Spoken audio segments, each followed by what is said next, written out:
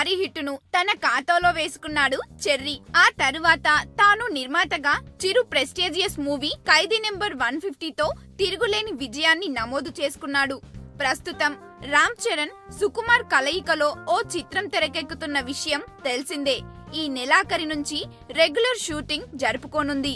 పల్లెటూరు నేపథ్యంలో తెరకెక్కుతున్న చిత్రమిది.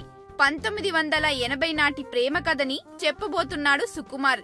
ఈ అచ్చమైన ప్రేమ కథ కోసం పల్లె ప్రేమలు, రేపల్లె టైటిల్స్ పరిశీలనలో ఉన్నట్టు చెబుతున్నారు. ఇందులో రేపల్లె దాదాపు ఖరారైనట్టు చెబుతున్నారు. చరణ్ చెవిటివాడిగా కనిపించబోతున్నాడు. దీంతో ఈ చిత్రం భారీ అంచనాలు నెలకొన్నాయి. ఓ స్టార్ హీరో చెవిటివాడిగా చేయడం టాలీవుడ్ లో అరుదు. ఇప్పుడు చరణ్ ఆ సాహసం చేస్తున్నాడు. సాధారణంగా సుకుమార్ సినిమాలో కాసింత కన్ఫ్యూజన్ కూడా ఉంటుంది.